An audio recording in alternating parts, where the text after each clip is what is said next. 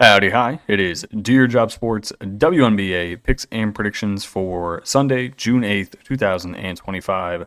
We are looking at both games today. Let's get into the video. All right.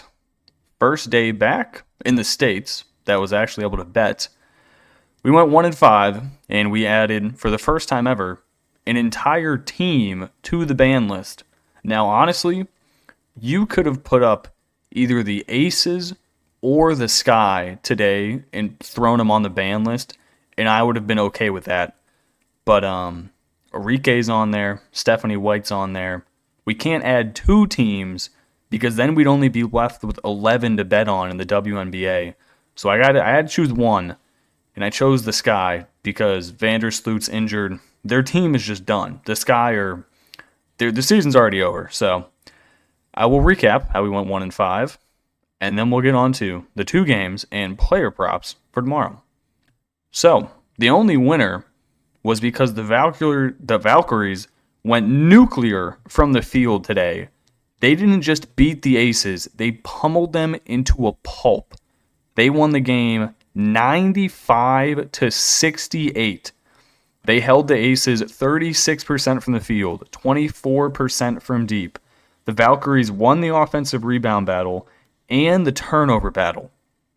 How you do that against the Aces team, who is just so much better than you roster-wise, I have no idea. Shout out to Natalie Nakase, former Las Vegas Aces assistant coach. She is now the head coach of the Valkyries. She gets a win against her old squad. Don't look now. The Valkyries are 3-5. They are halfway to their season win total, which was set at 7.5. That is insane. Now we go to the losers. Like I said, Aces, they were 11.5 point favorites. They closed as 12.5 point favorites. They lose by 27. We have a few culprits as to why they lost. Jackie Young, 1 of 8 from the field. Jewel Lloyd, 1 of 6. Asia Wilson, 5 of 13. The only one who actually played well was Chelsea Gray. She went 7 of 11 for 16 points. The Valkyries just had some crazy games. How about Veronica Burton, who dropped a double-double, almost a triple-double, 14 points, 7 rebounds, and 12 assists. The Aces have a serious problem, and that is that they don't play any defense. Their previous games, they've given up 95. There was one game at the Storm where they only gave up 70. But before that, 81, 102. And then they played the Mystics and the Suns, so you throw those out. They gave up 92 to the Liberty. Like, they don't play any defense, which is weird because you have multiple Defensive Player of the Year winner in Asia Wilson, arguably the best player in the league, and she ain't doing shit. So the Aces have to answer a lot of questions. Now, this game, I don't want to say I'm overreacting, putting the Sky on the banned list, but this team is screwed. 4 minutes into this game, Courtney Vandersloot, their only ball handler and point guard, goes down with a non-contact knee injury. She's probably done for the season. Her career legitimately might be over. She's 36 years old. She probably tore something in her leg. That's probably it for Courtney Vandersloot. So Sloot, you went down, and then your team lost by 27 because they don't have a point guard. Their backup point guard is rookie Haley Van Lith, who played 25 minutes, did not have an assist as a point guard. I didn't even know that was possible. Angel Reese, 2 of 7. Then you had Kia Nurse, 1 of 5. Cardoso, your 6'7" center, only shot the ball 5 times. Why is she only getting 5 shot attempts? Just post her down low. And they just don't do it. Ariel Atkins, 2 of 11. You then had Banham, 2 of 8. The only one who actually went positive from the field was Rebecca Allen, who went 3 of 6.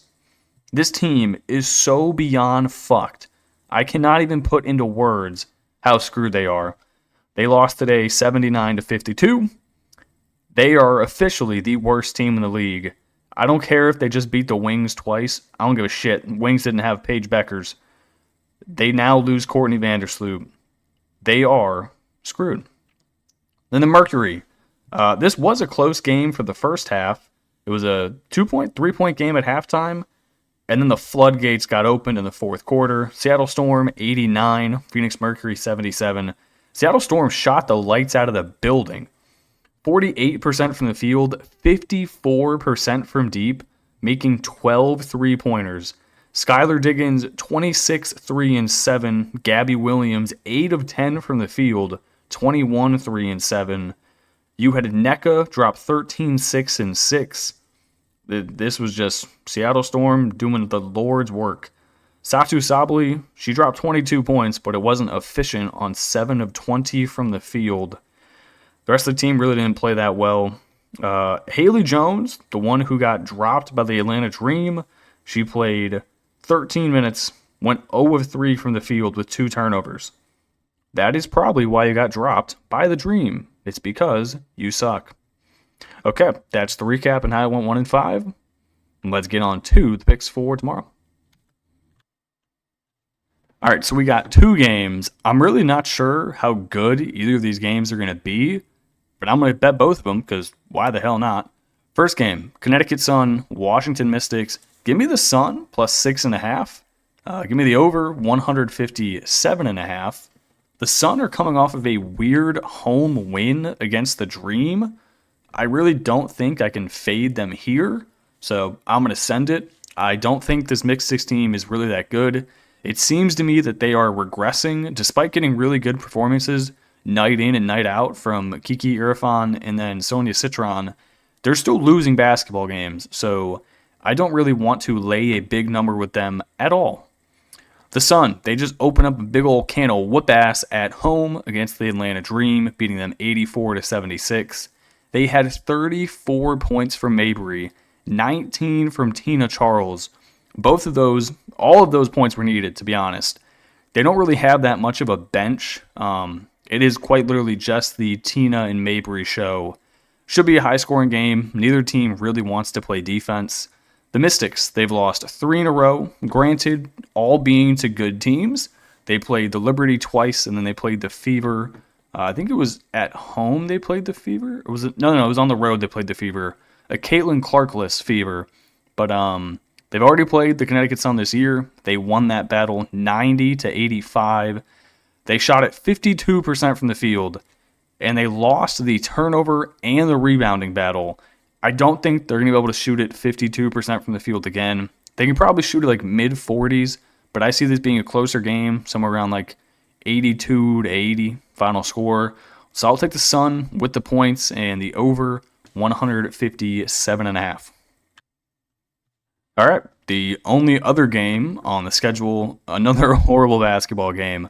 Lynx and the Wings. Now, granted, the Wings do have Paige Beckers. She is probable for this game. Do I think that is going to make much of a difference?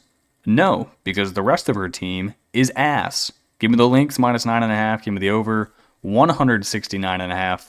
Lynx coming off of a 23-point home win against the Mercury. They're undefeated. I think they're going to stay undefeated. This Wings team is dog shit. Lynx 8-0 in the year, 100% healthy now. They have Kayla McBride back in the lineup. Having her in the starting rotation really gives them an extra distributor on the court. Instead of Williams doing it all, she can get the ball, get 3, 4, 5 assists a game, and then she can shoot the lights out from deep. I do not see who is going to stop Collier, Williams, literally anyone on this Lynx team, on this Wings defense. The Wings don't play defense. Lynx should be able to score 90-plus easy. They could probably get to 100 if they wanted to, but they might pull the starters before that one happens, so we shall find out. Now, for some reason, these two teams, they've already seen each other twice this year. I'm not sure why we're playing a team for a third time 10 games into the season, but the WNBA is just stupid on the scheduling side of things. But the previous 2 matchups, the Lynx won by 15 in Dallas, opening game of the season. I think maybe that might have been the second game, but definitely earlier in the season. And then a week and a half ago, they won at home against the Wings by 4 points in a game they questionably should have lost, but they did play them tighter the second time. Now, both of those games, the Wings did have Paige Beckers, So like I said, Paige is probable for this game. She's coming off of concussion protocol, so she's probably going to end up playing. But I really don't think it makes a difference. There is no one who is going to be able to stop Nafisa Collier or Courtney Williams. They should be able to lay belt to ass. Give me the links. Give me the over. All right, final thing we're going to rock here. I'm going to take 2 points, rebounds, and assists overs.